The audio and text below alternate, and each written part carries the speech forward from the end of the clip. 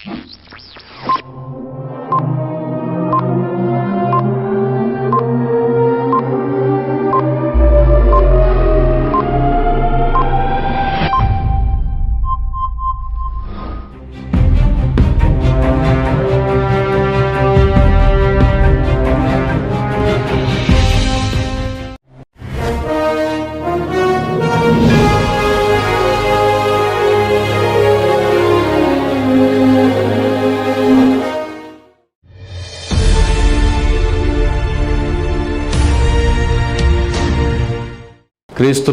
నా సాటి దేవుని కుటుంబ ప్రజలైన మీ అందరికీ ప్రభు పేరటి సమాధానం దైవదీవులు కలుగును గాక. టీవీ ద్వారా దిద్దుబాటే సిద్ధపాటని ఆలోచన సభలు చేరిన మీ అందరికీ వందనాలు. నేరుగా సందేశంలోనికి వెళ్దాం. ప్రకటన గ్రంథ ధ్యానం చేస్తున్నాం. 3వ అధ్యాయం 5వ వచనంలోని 3వ భాగంలోనికి వెళ్తున్నాం. గత 2 భాగాలు మనం ధ్యానం చేసుకున్నాం. మొదటి భాగంలో జయించిన వారు ధరించే తెల్లని వస్త్రాలు ఏమిటో ధ్యానం చేశాం. 2వ భాగంలో జయించిన వారి పేర్లు జీవగ్రంథంలో తుడిచిపెట్టబడకుండా ఉండడమును గూర్చిన స్పష్టత తెలుసుకున్నాం. ఇక 3వ భాగములో తండ్రి ఎదుటను దేవుని దూతల ఎదుటను అతని పేరు ఒప్పుకోవడమును గూర్చి మనం ఈరోజు ధ్యానం చేసుకున్నాం. చూద్దాం. ప్రకటన గ్రంథం 3వ అధ్యాయం 5వ వచనం. జయించువాడు అలాగున తెల్లని వస్త్రములు ధరించుకొనును, జీవగ్రంథంలో నుండి అతని పేరు ఎంత మాత్రమును తుడుపు పెట్టక నా తండ్రి ఎదుటను ఆయన దూతల ఎదుటను అతని పేరు ఒప్పుకొందును. దేవునికే మహిమ కలుగునుగాక. గత భాగములో జీవగ్రంథము అనే పేరెత్తినప్పుడు బైబిల్ గ్రంథ ప్రకారంగా ఇంకొన్ని గ్రంథాలు ఉన్నాయి అని తెలుసుకునే ప్రయత్నంగా ఒక 3 విధాలుగా మనం ఎన్ని గ్రంథాలు ఉన్నాయో తెలుసుకుందాం అనుకున్నాం. అందులో భాగంగా మీకు ప్రకటన గ్రంథం 20వ అధ్యాయంలో 12వ వచనం చూడండి. మరియు గొప్పవారేమి కొద్దివారేమి మృతులైన వారందరూ ఆ సింహాసనం ఎదుట నిల్వబడి ఉండుట చూచితిని. అప్పుడు గ్రంథములు విప్పబడెను. ఏం విప్పబడేను అంటే ఒక్క గ్రంథము లేదు, చాలా గ్రంథాలు ఉన్నాయి. దానియేలు గ్రంథంలో కూడా రండి. 7వ అధ్యాయం 10వ మాట. అగ్ని వంటి ప్రవాహము ఆయన యొద్ద నుండి ప్రవహించుచుండెను. వేవేల కొలది ఆయనకు పరిచారకులుండిరి. కోట్ల కొలది మనుషులు ఆయన ఎదుట నిలిచిరి. తీర్పు తీర్చుటకై గ్రంథములు తెరవబడెను. తీర్పు తీర్చుటకై గ్రంథములు తెరవబడి. మలాకి గ్రంథంలోనికి రండి ఒకసారి. 3:16 అండి. అప్పుడు యెహోవా యందు భయభక్తులు గలవారు ఒకరితో ఒకరు మాట్లాడుకొనుచుండగా యెహోవా చెవియొగ్గి ఆలకించెను. మరియు యెహోవా యందు భయభక్తులు కలిగి ఆయన నామమును స్మరించుచు ఉండు వారికి జ్ఞాపకార్థముగా ఒక గ్రంథము ఆయన సముఖమునందు వ్రాయబడెను. ఏం గ్రంథం అంట? జ్ఞాపకార్థ గ్రంథం. తీర్పు తీర్చే గ్రంథాలు, జ్ఞాపకార్థ గ్రంథాలు, ఇలా కొన్ని గ్రంథాలు పరలోకంలో ఉన్నాయి. కాబట్టి గ్రంథాలు అనేకం ఉన్నాయి పరలోకంలో. ఒక గ్రంథమే కాదు, జీవ గ్రంథమే కాదు, జ్ఞాపకార్థ గ్రంథం ఉంది. తీర్పు తీర్చడానికి అనేక వ్యక్తిగత గ్రంథాలు ఉన్నాయి. ప్రతి వ్యక్తికి ప్రత్యేక గ్రంథాలు పర్సనల్గా దేవుడు రాస్తున్న పుస్తకం కూడా ఉంది. మన ప్రతి అడుగులో రాసిన గ్రంథం, మన ఆయుష్కాలం రాసిన గ్రంథం ఉంది. అలా అనేక గ్రంథాలు పరలోకంలో ఉన్నాయి. ఆ విషయాన్ని భవిష్యత్తులో ధ్యానం చేసుకుంటాం పుస్తకం ద్వారా. ఇప్పుడు ఈ 3వ అధ్యాయంలోని 5వ వచనంలోని చివరి ఘట్టాన్ని ధ్యానం చేస్తున్నాం. అందులో రాయబడింది ఏమిటంటే, తండ్రి ఎదుటను ఆయన దూతల ఎదుటను అతని పేరు ఒప్పుకొందును. తండ్రి ఎదుట పేరు ఒప్పుకోవడం ఏమిటి? దూతల ఎదుట పేరు ఒప్పుకోవడం ఏమిటి? తండ్రి ఎదుట కుమారుడు ఒప్పుకునే ప్రస్తావన ఎప్పుడు రాబోతుంది? దూతల ఎదుట ఒప్పుకునే ప్రస్తావన ఎప్పుడు రాబోతుంది? ఎవరి పేర్లు ఒప్పుకుంటాడు? మనం ఇప్పటి వరకు ఆలోచించిన మేరకి జయించిన వారి పేర్లు ఒప్పుకుంటాడు. సరే, పేర్లు ఒప్పుకుంటాడు అంటే ఒప్పుకోని వారు కూడా కదా, కొందరి పేర్లు ఆయన ఒప్పుకోడంట. అలాంటి వారు కూడా ఉంటారు. ఎలాంటి పరిస్థితుల్లో దేవుడు వారి పేర్లు ఒప్పుకోడు? ఏం చేసినందుకు ఒప్పుకోడు? కారణం ఏమిటి చూద్దాం. పరిశుద్ధ బైబిల్ గ్రంథంలో నుండి చూడండి ఒకసారి మీరందరూ. లూకా సువార్త 12వ అధ్యాయం 8-9 వచనాలు చూడండి. మరియు నేను మీతో చెప్పునదేమనగా, నన్ను మనుషుల ఎదుట ఒప్పుకొనువాడెవడో మనుష్య కుమారుడు దేవుని దూతల ఎదుట వానిని ఒప్పుకొనును. దేవునికి స్తోత్రం కలుగునుగాక. ఏమన్నాడు?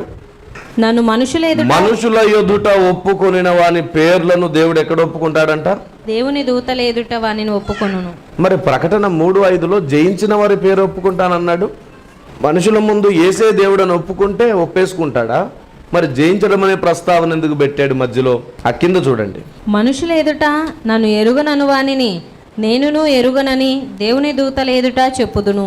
మనుష్య కుమారుని మీద వ్యతిరేకముగా ఒక మాట పలుకువానికి పాపక్షమాపణ కలుగును గాని పరిశుద్ధాత్మను దూషించువానికి క్షమాపణ లేదు. అది అంటే ఇక్కడ నన్ను ఒప్పుకోవడము అంటే యేసే దేవుడు అంటే సరిపోదు, నేను పంపిన వాణ్ణి కూడా ఒప్పుకుంటేనే నేను ఒప్పుకుంటాను అని అర్థం. దేవునికి స్తోత్రం కలుగును గాక. బైబిల్ గ్రంథంలో ఒక ఉపమానం ఇలా చెప్పబడింది. ప్రభువే చెప్పారు. ఒకతనికి ద్రాక్ష తోట ఉంది, అతడు ఇంకొకరికి కౌలుకి ఇచ్చేసాడు. వాళ్ళేమో అన్యాయంగా ఉన్నారు, అక్రమంగా ఉన్నారు, ఎప్పుడు న్యాయంగా వారు ఎప్పుడు ఏది ఇవ్వలేదు. వీరు దీని విషయంలో అక్రమం చేస్తున్నారని చెప్పి కొందరు పని వాళ్ళను పంపిస్తాడు మందలించడానికి. వాళ్ళు ఆ పని వాళ్ళను పట్టుకుని చంపేస్తారు. తర్వాత కొడుకును పంపిస్తాడు, కుమారుణ్ణే పంపిస్తాడు. అతన్ని చంపేశారు. ఇంకా ఈసారి ఆయన దిగి వచ్చేసాడంట. వచ్చి వారందరికీ శిక్ష విధిస్తాడు. పరలోకం ఎలా ఉన్నది అని చెబుతూ పరలోకం ఇలా ఉంది అని అర్థం అవడానికి ఇది చెప్పాడు. అంటే భూమిపైన ప్రవక్తల్ని పంపించాడు, వాళ్ళని చంపేశారు. కుమారుని పంపిస్తే చివరికి ఉగ్రరూపుడై దేవుడే మరలా దిగి వచ్చి వారికి తీర్పు తీర్చబోతున్నాడు. పంపిన వారిని గౌరవించలేనప్పుడు పంపుతున్న వారిని కూడా గౌరవించినట్లు కాదు. నిజంగా క్రీస్తును ఒప్పుకోవడం అంటే అర్థం ఏమిటో తెలుసా? క్రీస్తు పంపిన పరిశుద్ధాత్ముని కూడా ఒప్పుకోవాలి. అందుకే పౌలు గారు బాప్తిసం విషయంలో పరిశుద్ధాత్ముని గురించి మీకు తెలుసా అని స్పష్టత తీసుకుంటాడు. చాలా మంది పరిశుద్ధాత్ముడు అంటే ఎవరో తెలియకుండానే బాప్తిసం తీసుకున్న వారు ఎందరో ఉన్నారు. మీకు ఈ విషయం తెలియదు కాబట్టి ఇన్నాళ్ళు అదే బాప్తిస్మంలో మీరు నడిచారు, పర్వాలేదు. కానీ ఇప్పుడు మీకు ఉరియొడ్డాలనే కాదు కానీ మిమ్మల్ని బిగించే ప్రయత్నం అయితే చేస్తున్నాను. పరిశుద్ధాత్ముడు అంటే ఎవరో తెలుసుకోకుండా మీరు తీసుకున్న బాప్తిస్మములు లెక్కలోకి రావు, చెల్లవు. నేను మరలా చెప్తున్నాను, జ్ఞానము లేకుండా జరిగిన పని విషయములో, అప్పటి వరకు జరుగుతున్న దాని విషయంలో దేవుడు కొంతవరకు అనుమతి ఇచ్చాడు. కానీ ఇప్పుడు అదే జ్ఞానం ప్రత్యక్షం అవుతున్నప్పుడు మార్చుకోకపోతే అనుమతి ఇవ్వడు. చిన్నపిల్లవాడుగా ఉన్నప్పుడు నువ్వు చేసిన పొరపాటుకు దేవుడు నవ్వుకొని క్షమించేశాడు. కానీ పెద్దవాడైనప్పుడు అదే పొరపాటు చేస్తే లెంపకాయలు వాయిస్తాడు. అది వాస్తవం కనుక బాప్తిసం తీసుకున్న వాళ్ళు ఎవరైనా సరే, మీరు పరిశుద్ధాత్ముడు అంటే ఎవరో తెలుసుకోకుండా తీసుకుని ఉంటే మరలా వెంటనే బాప్తిసం తీసుకోండి. ఎఫెసీ పట్టణంలో పౌలు గారు చేసింది అదే. తప్పకుండా అలాగూ చేయటం మంచిది. ఇప్పుడు కొందరు అంటారు, మరీ చాగస్త బుద్ధితో ఏంటి కిరణ్ పాల్ గారు, ఆనాడు పరిశుద్ధాత్ముడు తెలియదు తీసేసుకున్నాం, ఈరోజు పరిశుద్ధాత్ముడు తెలుసు కదా మళ్ళీ మునగమంటారేమిటి? అదంతా ఆచారం అయిపోతుంది కదా. ఏమైపోతుందంట? నేను అదే చెప్తున్నా, నీ సొంత ఆచారం చేయకుండా బైబిల్ చెప్పింది చేయమంటున్నా. నేను చెప్పేది కూడా అదే. సత్యం తెలిసిన తర్వాత నువ్వు చేయవలసింది చేయకపోవడమే ఆచారం. సత్యం తెలిసినప్పుడు సత్యం చెప్పింది చేయడం అది ఆచారం కాదు, దైవక్రమం. దేవునికి స్తోత్రం కలుగును గాక. పౌలు గారు చేసింది తప్ప. ఎఫెసీ పట్టణంలో రెండవసారి వారికి బాప్తిసం ఇచ్చాడు, అది తప్ప. పౌలు గారిదే ఆచారం అంటున్న ఈ బోధకుల్ని గుర్తుపట్టండి. పౌలు గారిదే ఆచారం అంటున్న ఈ మహానుభావుల్ని గుర్తుపట్టండి. క్రైస్తవ సంగమ, వాక్యమును నిరార్థకము చేయుచు పితరులు కల్పించిన పారంపర్యాచారములు చొప్పుననే కొనసాగుతున్న వారిని ఆనాడు దేవుడు వేషధారులారా, అక్రమము చేయువారులారా అన్నాడు. సత్యవాక్యమును పక్కన పెట్టు, అక్రమస్తులను గుర్తుపట్టి మిమ్మల్ని మీరు కాపాడుకోండి. క్రైస్తవ సమాజానికి ఇదే పిలుపు. అతి భయంకరమైన కాలములు వచ్చేసాయి. ఏ రోజు ఎవరి ప్రాణం పోతుందో తెలియదు. సత్యం భూమి మీద ఉండగానే నేర్చుకుని దాని ప్రకారం మన జీవితాలు కట్టుకోవాలి. మీరు విశ్వసించు అతి పరిశుద్ధమైన దాని మీద మిమ్మల్ని మీరు కట్టుకొనొచ్చు అని రాయబడింది బైబిల్ గ్రంథంలో. దీన్ని ఎప్పుడు మర్చిపోవద్దు. కాబట్టి యేసును ఒప్పుకోవడం అంటే యేసు పంపిన పరిశుద్ధాత్ముని, యేసు పంపినటువంటి ప్రవక్తలను, యేసు పంపిన అపోస్తలులను, యేసు పంపిన బోధను కూడా ఒప్పుకోవడమే. ప్రభువా ప్రభువా అని పిలుచు ప్రతివాడు పరలోక రాజ్యమునకు రాడు అని రాయబడింది. ఇందుచేత యేసే నా దేవుడని నమ్ముకొని ఒప్పుకునే వారు ఎందరో ఉన్నారు. ఆ అందరి పేర్లు అక్కడ ప్రకటింపబడవు. కానీ యేసు ఏది నమ్మితే బాగుండని భూమి మీద స్థాపించాడో వాటన్నిటిని ఒప్పుకొనివాడు, ప్రజల ఎదుట దేవుని బోధన ఒప్పుకొనివాడు, దేవుని హృదయాన్ని ఒప్పుకొనివాడు, అక్కడ దూతల ముందును తండ్రి ముందును అతని పేరు ప్రకటింపబడుతుంది. దేవుడు ఒప్పుకుంటాడు అతన్ని. Praise the lord. ఆమేన్. ఇప్పుడు అర్థమైంది కదా. మనుషుల ముందు ఒప్పుకొనుట అంటే అర్థం ఏమిటన్నమాట? యేసే దేవుడని ఒప్పుకుంటానా? అదొకటేనా? మరి బుద్ధి లేని కన్యకలు కూడా యేసే దేవుడని ఒప్పుకొనే కదా దివిటీలు పట్టుకున్నారు. ఎందుకు విడవబడ్డారు? జ్ఞానము లేక, సత్యము లేక. ఈ పాయింట్ మర్చిపోకండి దయచేసి. రెండవ ఆధారం చూసుకుందాం. ఏమండి, ఎలాంటి వారిని దేవుడు ఒప్పుకోడు అనే దాని గురించి ఇంకొక మెట్టు మనం ముందుకొద్దాం. చూడండి ఒకసారి మత్తయి సువార్తలో 7వ అధ్యాయము 23వ మాట. అప్పుడు నేను మిమ్మును ఎన్నడూనూ ఎరుగను, అక్రమము చేయువారలారా నా యొద్ద నుండి పొండని వారితో చెప్పుదును. కాబట్టి ఈ నా మాటలు విని వాటి చొప్పున చేయు ప్రతివాడును బండ మీద తన ఇల్లు కట్టుకునిన బుద్ధిమంతుని పోలియుండును. దేవునికే మహిమ కలుగును గాక. మత్తయి సువార్త 7వ అధ్యాయం 23-24 వచనాలు చదువుకున్నాం. అందులో 2 విషయాలు ప్రస్తావించబడ్డాయి. ప్రభువా ప్రభువా అని పిలుచు ప్రతివాడు పరలోక రాజ్యమునకు రారు అన్నాడు. ఆ కిందే అన్నాడు నా ఈ మాటల ప్రకారము అన్నాడు.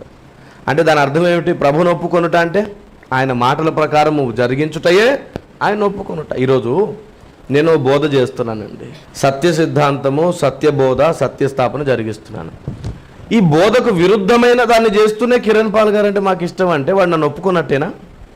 నేను ఒకటి మాట్లాడితే వాడు ఒకటి మాట్లాడితే నన్ను ఒప్పుకున్నట్టు కాదు, దేవుణ్ణి ఒప్పుకున్నట్టు కాదు, వాక్యాన్ని ఒప్పుకున్నట్టు కాదు వాడు. కనుక ప్రభువా ప్రభు అని పిలుచు ప్రతివాడు పరలోక రాజ్యమునకు రాడు అంటూనే నా ఈ మాటల ప్రకారం అన్నాడంటే క్రీస్తు మాటల ప్రకారం చేయువాని నామము, పేరు అక్కడ పలుకబడుతుంది దూతల ఎదుట. మనం ఎప్పుడు ఒకటి గుర్తుంచుకోవాలి, దేవుని చిత్తము జరిగిస్తున్నామా భూమి మీద, దేవుడు చెప్పమన్నదే చెప్తున్నామా, దేవుడు నమ్మమన్నదే నమ్ముతున్నామా అనే దాని మీద మనల్ని మనం కట్టుకోవాలి. అందుకే స్వబుద్ధిని వాడొద్దు అన్నాడు. 21 నుంచి చదవండి అమ్మా. ప్రభువా ప్రభువా అని నన్ను పిలుచు ప్రతివాడును పరలోక రాజ్యంలో ప్రవేశింపడు గాని పరలోకమందున్న నా తండ్రి చిత్త ప్రకారము చేయువాడే ప్రవేశించును. ఏమిటంట? తండ్రి చిత్త ప్రకారము చేయువాడు. తండ్రి చిత్తం ఏమిటి? గలతీ పత్రిక 4వ అధ్యాయం 1 నుంచి 4 వచనాలు తండ్రి చిత్తం ఉంది. మనము ప్రయోజకులం అవ్వాలంట. వయసు రాగానే ఏ వయసుకి మనల్ని ప్రయోజకుల్ని చూడాలనుకుంటున్నాడో ఆ సమయానికి మనకు సర్వజ్ఞానములు తెలిసి ఉండాలి. పరలోకంలో ఉన్న దేవదూతలకు నానావిధ జ్ఞానము బోధించు వారం అవ్వాలి. అందుకు సంరక్షకులు, గృహ నిర్వాహకుల అండర్లో సంఘం ఉండాలి. అపోస్తులు, ప్రవక్తలు వేసిన పునాది మీద మనల్ని మనం కట్టుకోవాలి. లూకా సువార్త 13వ అధ్యాయం 27వ మాట చూడండి. అప్పుడు ఆయన మీరెక్కడి వారో మిమ్మల్ని ఎరుగనని మీతో చెప్పుచున్నాను, అక్రమము చేయు వారందరూ నా యొద్ద నుండి తొలగిపోండని చెప్పును. ఏమిటంటండి? మీరెవరో నాకు తెలీదు, నా యొద్ద నుండి తొలగిపోండి. ప్రకటన గ్రంథం 3:5లో ఏం రాయబడింది? జయించిన వారి పేర్లను దేవుడు తండ్రి ముందు, దూతల ముందు ఒప్పుకుంటాడని. కానీ ఇక్కడ కొందరిని అసలు పేరు కాదు కదా, అసలు నువ్వెవరో నాకు తెలీదు అంటున్నాడు. పేరు ప్రస్తావన కాదు, నీ ముఖం కూడా నాకు తెలీదు. ఎందుకు అంత పెద్ద మాట అన్నాడు అంటే వీరు అక్రమం చేసేవారంట. ఇప్పుడు పాయింట్కి వచ్చాం. అక్రమము చేయువారి నామములు, పేర్లు పరలోకమందు ఉచ్చరింపబడవు. వారికి జ్ఞాపకంలోనికి దేవుడు తీసుకుని రాడు. అక్రమం అంటే ఏమిటి? అక్రమం అంటే ఏమిటంటే ప్రాస్పరీ గాస్పల్ చెప్పేవాళ్ళు, బుద్ధివాక్యం చెప్పేవాళ్ళు చాలామంది ఏం చేస్తున్నారంటే అక్రమం అనే మాట ఎత్తగానే ఎప్పుడు ఒకటే కోణం మాట్లాడతారు. ఆ కోణం మాట్లాడుట మంచిదే, కానీ అదే కోణం మాట్లాడుట మంచిది కాదు. నేను ఇలాంటి పాలసీలు లేదంటే ఇలాంటి సూత్రాలు చాలా సందేశాలు చేశాను. ఆ కోణం మాట్లాడుట మంచిదే కానీ అదే కోణం మాట్లాడుట మంచిది కాదంటే అర్థం ఏంటి? ఇంకో కోణాన్ని కావాలని సమాధి చేస్తున్నట్టు. దేవుని న్యాయములు, దేవుని చిత్తములు ఎన్ని అయ్యి ఉన్నవో వాటన్నిటిని గుర్తించుటయే దేవుని చిత్తం. మనకు నచ్చింది, మనకు అనుకూలంగా ఉన్నదే చేసుకుంటే చాలామంది తమకు అనుకూలమైన వాటిని పోగు చేసుకుంటారు. వారు దురద చెవులు గలవారు, వారు దుర్నీతి సంబంధులని లేఖనం చెప్పేసింది. ఎంత దారుణం! కాబట్టి లేఖనం ఏం చెప్తుందంటే అక్రమము అనేది ఒకటి. ఎలాంటి అక్రమము కూడా మనం ఇప్పుడు తెలుసుకుందాం. అక్రమములో కొన్ని రకాలు ఉన్నాయండి. ఇలాంటి అక్రమాలు మనలో ఉంటే మన పేరు అక్కడ ఉచ్చరింపబడదు, అసలు మనం అక్కడికి వెళ్ళం. పరలోక ప్రవేశమే ఉండదు. ఒకవేళ పరలోక ప్రవేశం ఉన్నా సరే అక్కడైనా సరే గొర్రెలను మేకలను వేరు చేసే పని ఇంకొకటి ఉంది. మేకలు అయిపోతాయి, గొర్రెలు అయిపోతాయి. ఎంత దారుణం! చాలా వివాదాస్పదమైన సంగతి గొర్రెలు మేకల అనే ఈ పదంలో ఉంది. ఇప్పుడు బుద్ధి లేని కన్యకలందరూ ఎక్కడ విడవబడ్డారు? కింద. బుద్ధి గల కన్యకలందరూ మరల పరలోకంలో తీర్పు జరిగేటప్పుడు మేకలు వేరుగా గొర్రెలు వేరుగా అంటాడేంటి? ఎత్తబడింది ఏంటిది? సంఘమే కదా. మరల మేకలు గొర్రెల ప్రస్తావన వచ్చింది ఏమిటి ఇక్కడ? సంఘానికి జరిగే తీర్పు వేరు, సంఘానికి కూడా తీర్పు జరుగుతుందని చెప్పాను కదా. ఎత్తబడిన సంఘానికి కూడా తీర్పు, ఆ తీర్పు వేరు. మరలా రెండో తీర్పు జరుగుతుంది. అలా తీర్పు జరిగే వాళ్ళందరూ నరకానికే వెళ్తారు, పరలోకానికైతే రారు. రెండవ తీర్పు అది. ఇది ఎప్పుడు జరుగుతుంది? 1000 ఏళ్ల పరిపాలన జరిగిపోయిన తర్వాత మరలా రెండవ మృతులు లేస్తారు. వాళ్ళందరూ కూడా శిక్షావిధి పొందుటకే వస్తారు అక్కడికి. పరలోకంలో దేవుని సన్నిధిలోనే తీర్పు పొందాలి వాళ్ళు కూడా. మరి గొర్రెలు వేరు చేయడం, మేకలు వేరు చేయడం అనేది ఎవరి జీవితంలో జరుగుతుంది? ఎత్తబడ్డటువంటి పరిశుద్ధ సంఘంలోనే జరుగుతుందా, లేదంటే మరలా రెండవ పునరుద్ధానంలో ఎత్తబడిన వారి జీవితంలో జరుగుతుందా అంటే రెండో ఆప్షన్ అయితే కరెక్ట్ కాదు. ఎందుకంటే రెండవ పునరుద్ధానంలోనికి వచ్చిన వారు డైరెక్ట్ పోయేది నరకమే అయినప్పుడు మళ్ళీ గొర్రెలు ఎక్కడున్నాయి అక్కడ? మరి మొదటెత్తబడిన వారిలో కూడా మేకలు ఉన్నారా అంటే ఆల్రెడీ నేను సందేశం చేశాను, ఎత్తబడే బుద్ధి గల సంఘంలో కూడా బుద్ధి లేని వారు కొందరు ఉంటారు అని. దాన్ని టాలీ చేసుకొని మీరు సత్యం తెలుసుకోవచ్చు. దేవునికి మహిమ కలుగును గాక. అక్రమం అంటే ఏమిటి? దేవుడు ఎవరి పేర్లు ఒప్పుకోనన్నాడు? అక్రమం చేయు వారి పేర్లు.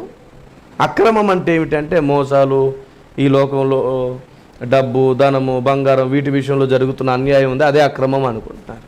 ఎప్పుడు అదే కోణం, ఇంకా వేరే కోణాన్నే పట్టించుకునేది లేదు. బైబిల్ గ్రంథం చెబుతున్న ఇంకొక అక్రమం ఉంది.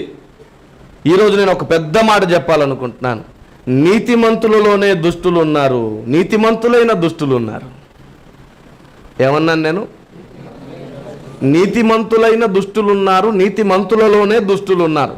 మీ పరిశుద్ధ గ్రంథాలు తెరిచి మత్తయి సువార్త 13వ అధ్యాయము 49వ మాట చూడండి. అలాగే యుగ సమాప్తి అందు జరుగును, దేవదూతలు వచ్చి నీతిమంతులలో నుండి దుష్టులను వేరుపరచి వీరిని అగ్నిగుండంలో పడవేయుదురు, అక్కడ ఏడ్పును పండ్లు కొరుకుటయును ఉండును. అవును, ఈ దుష్టులు ఎక్కడున్నారు? అదేంటి నీతిమంతులలో దుష్టులు ఉన్నారేంటంటే నీతిమంతులని పేరు పొందిన దుష్టులు వీరు అగ్నిగుండంలో ఎందుకు పడవేయబడ్డారు? కారణం ఏమిటి? వీళ్ళు నీతిమంతులే కదా. అంటే బుద్ధి లేని కన్యకలు విడువబడ్డారు చూసారండి, ఆ దుష్టులు వీళ్ళు. సత్యము నమ్మని దుష్టులు వీరు. అప్పటి వరకు నీతిమంతులుగా, గొప్పవారిగా, పరిశుద్ధులుగా చలామణి అయిపోయి గొప్ప ఫేమ్తో ప్రజలలో ఆదరణ పొంది నీతిమంతులు వీరు. కానీ వీరి నోట సత్యము లేదు. మనం చదువుకున్నటువంటి చోట సత్యము లేని వారు జయము పొందలేరు. ఎవరి నోట సత్యం ఉండదో వారు పరలోకంలో ఉండరు. చివరి దినాల్లో ప్రతి విశ్వాసి బోధ విని అవునండి ఇది సత్యమే అని నమ్మే లక్షణమైనా ఉండాలి, కనీసం రక్షింపబడతారు. ఏమండి, సత్యాన్ని గుర్తుపట్టే లక్షణం లేకపోతే దేవుని గొర్రెలు కాదు, నా గొర్రెలు. కనీసం నువ్వు గుర్తుపట్టడం తెలియాలి నీకు.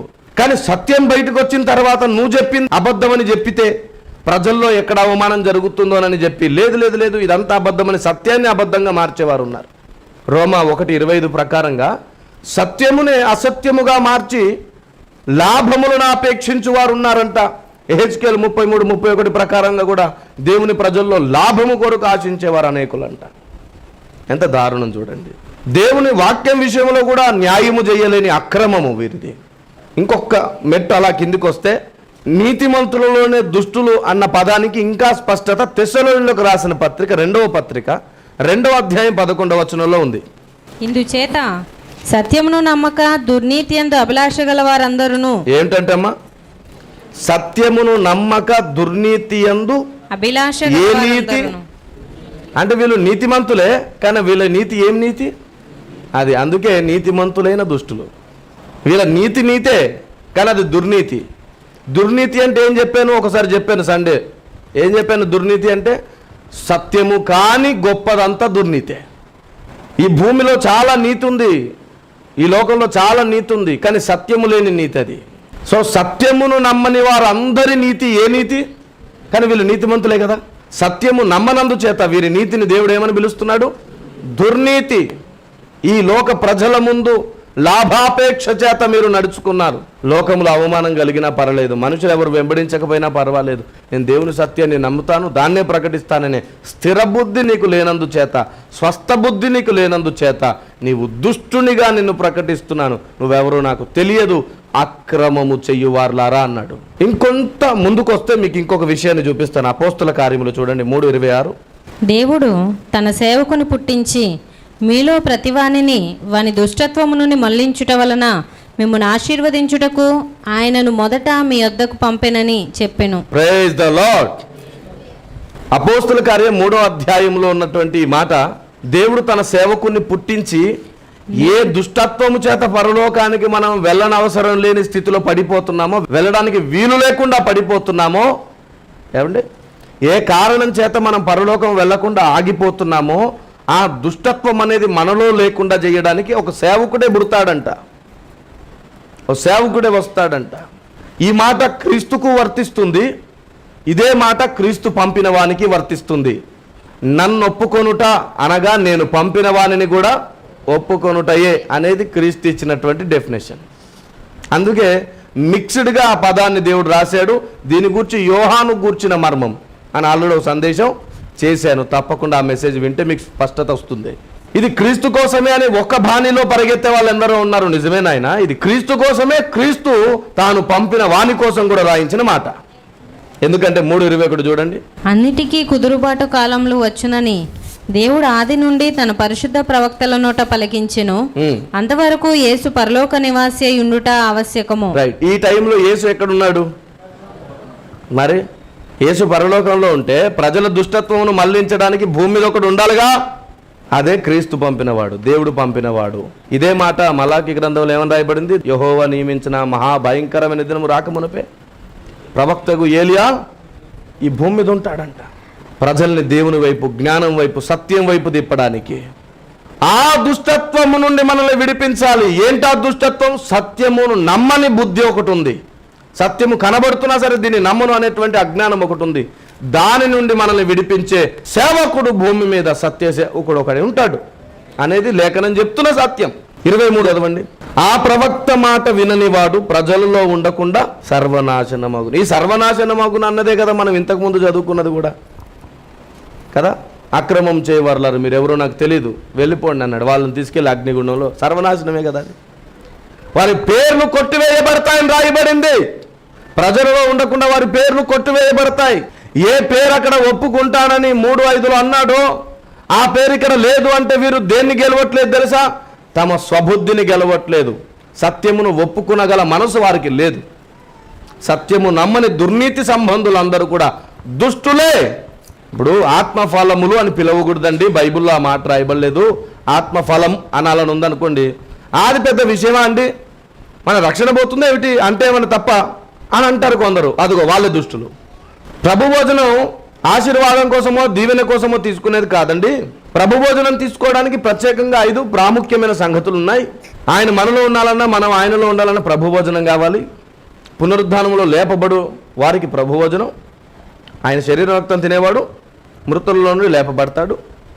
ఆయన శరీరం రక్తం తిని త్రాగేవానిలో ఆయన జీవిస్తాడు. ఆయన శరీరం రక్తం తిని త్రాగేవాడు ఆయన వలన బ్రతుకుతాడు, ఆయన క్రియలు జరిగిస్తాడు. ఆయన శరీరం రక్తం ఎవరైతే తిని త్రాగుతారో వారు నిత్య జీవం కలిగి ఉంటారు. ఇది బైబిల్ చెబుతున్న సత్యమండి. లేఖనాలు చూపించినా సరే నమ్మని వాళ్ళని దుష్టులు అంటాడు దేవుడు. ఇప్పుడు మీకు అర్థమైంది కదా.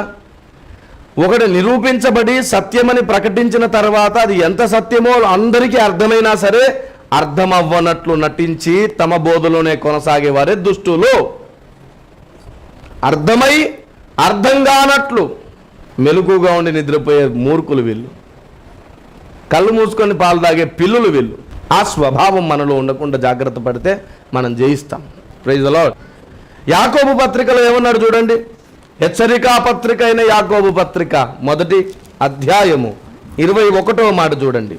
అందుచేత సమస్త కల్మషమును విరవీగుచున్న దుష్టత్వమును మాని లోపల నాటబడి మీ ఆత్మలను రక్షించుటకు శక్తిగల వాక్యమును సాత్వికముతో అంగీకరించుడి. అది సంగతి. మీ ఆత్మల్ని కాపాడుకోవాలంటే నాయన మీరు వాక్యాన్ని నమ్మాలంటున్నాడు. ఏమేం మానమన్నాడు ఇప్పటిదాకా నేను చెప్పాను, అవన్నీ మానకపోతే వాక్యం నమ్మడం కుదరదంట. ఇంకోసారి చదువుదాం. అందుచేత సమస్త కల్మషమును విర్రవీగుచున్న దుష్టత్వమును ఏమిటంట? సమస్త కల్మషం. సత్యం నమ్మకపోవడానికి ఉండే లక్షణం ఏమిటి? కల్మషం. మళ్ళీ అతనికి ఏం పెద్ద పేరు వచ్చేస్తుందో అందరిలో రాకూడదు. అసూయ. ఎవరి ఆత్మ? సౌలు ఆత్మ. రాజు అయినటువంటి సౌలు ఆత్మ ఇదంతా కదా. కల్మషం. తర్వాత ఇంకో మాట ఏమన్నాడండి? విర్రవీగుచున్న దుష్టత్వమును. ఇప్పుడు చెప్పండి, వాక్యము సత్యము నమ్మని వారెవరు? విర్రవీగే దుష్టులు. ఇదిగో ఇక్కడ రాయబడింది స్పష్టంగా. ఇది మానుకోవాలంట వీరు. మాని లోపల నాటబడి మీ ఆత్మలను రక్షించుటకు శక్తిగల వాక్యమును సాత్వికముతో అంగీకరించుడి. అంటే వాక్యమును అంగీకరించకపోవడమే దుష్టత్వం, అక్రమం. సత్యాన్ని అంగీకరించకపోవడమే దుష్టత్వం, అక్రమం. మత్తయి సువార్త 15వ అధ్యాయం 6వ మాట. మీరు మీ పారంపర్యాచారము నిమిత్తమై దేవుని వాక్యమును నిరర్ధకము చేయుచున్నారు. ఏం చేస్తున్నారంటండి? ఇప్పటికీ చాలా సంఘాలకు నేను చెప్పాను, కానుకలు చర్చిలో ఇస్తే పలానా వాళ్ళు ఇచ్చారు అని చదివించుకోవద్దు. 116, 516, 1016 ఈ పిచ్చి ఇంకా బోలా వద్దురా బాబు అంటే మళ్ళీ చదివించుకుంటున్నారు. సంఘాల్లో వేలం పాటలు ఉండకూడదని చెప్పాను, అట్లాగే ఉంటున్నాయి. ఎన్నిసార్లు చెప్పినా, ఎంతమంది చెప్పినా మానుకోరు. ఎందుకంటే పెద్దలు నాటిన పారంపర్యాచారం. ఇదిగో ఇలాంటి దుష్టత్వము నుండి మానుపుటకు దేవుడు సేవకుని ప్రత్యేకంగా పుట్టించి మొత్తం ప్రజలను ఈ దుష్టత్వం నుంచి మానిపి వారి పేర్లు అక్కడ వినిపించేటట్లు చేసేవాడు దేవుడు, పంపేవాడు. దేవునికి స్తోత్రం. దూతల ముందు, తండ్రి ముందు ప్రతి మానవుడి పేరు పలకబడేటట్లు చేయడానికి క్రీస్తు తన మనసు గల ఇంకో సేవకుని భూమి మీద పుట్టించుకున్నాడు. ఎప్పుడు మర్చిపోవద్దు, కేవలం వాక్యం బోధించడమే కాదు బాధ్యత, పంపబడిన వారి బాధ్యత ప్రతి వ్యక్తి పేరు అక్కడ నిలవబడాలనేది. అందుకే ప్రతి చిన్న విషయంలో స్ట్రగుల్ అవుతూ పరిగెడతాడు దేవుడి దాసుడు. మీకు ఒక విషయం చెప్పాలి, పౌలు గారు ఒక మాట అంటారు, ప్రతి మనుషుని సంపూర్ణంగా చేసి ఆయన ఎదుట నిలవబెట్టవలసి ఉన్నది. ఎందుకంటే పేరు అక్కడ ఆయన ఒప్పుకోవాలి కాబట్టి. ప్రతి మనుషుని సంపూర్ణ చేసి నిలబెడితే తప్ప పేరు ఒప్పుకోరు ఆయన. ఎందుకు? తండ్రి చేత నిర్ణయింపబడిన కాలానికి కుమారుడు యోగ్యుడు అవ్వాలని గలతి 4వ అధ్యాయంలో 1 నుంచి 5 వచనాలు ఉంది. అందుకే ఆయన స్త్రీ గర్భంలో పుట్టాడు. మనమందరం కూడా దత్తపుత్రులం అవుటకే. అలా దత్తపుత్రుడు అయినప్పుడు స్టేజ్ మీద పిలిచి ఒప్పుకుంటాడు, ఇదిగో నా కుమారుడు అని. అలా ఒప్పుకోవాలి అంటే గృహ నిర్వాహకుని బాధ్యత ఎంతైనా అవసరమే. అందుకే అతని నోట నుండి వచ్చే మాట ప్రతీది నీ ఆత్మను కడుతుంది. జాగ్రత్త, ఏది పోగొట్టుకోవద్దు, ఏ సందేశం పోగొట్టుకోవద్దు. వచ్చే వారం 6వ మాటకు ముందుగా మిగిలిన సంగతులు దీంట్లో ధ్యానిస్తూ 6వ మాటతో మనం ముగించేసుకుందాం. Praise the lord. రండి ప్రార్థన చేసుకుందాం. సర్వశక్తిమంతుడు విన మా ప్రభువా, ప్రకటన గ్రంథం 3వ అధ్యాయం 5వ వచనంలోని 3వ ఘట్టం పూర్తిగా ధ్యానించుకోలేకపోయాం సమయభావాన్ని బట్టి. 6వ వచనాన్ని ధ్యానిస్తున్నప్పుడు ఖచ్చితంగా ఈ 5వ వచనంలోని చివరి ఘట్టపు నీడను మేము మరలా స్పర్శింపనివ్వండి. మమ్మల్ని మేము నీ చేతికి అప్పగిస్తున్నాం. సత్యమును వెంబడించి నీవు ఒప్పుకునే వారమవుదుముగాక. సత్యము జీర్ణించబడి విశ్వ ప్రపంచాలకు బోధించే వారమవుదుముగాక. సత్యమందు నిలుచుండి నీ పక్కన కూర్చునే వారమవుదుముగాక. మహిమ పొందుమని యేసు పేరట అడుగుతున్నాం తండ్రి, ఆమేన్. God bless you. దేవుడు మీకు తోడేయుండును గాక. సర్వ సత్యమేవ జయ. ఆమేన్.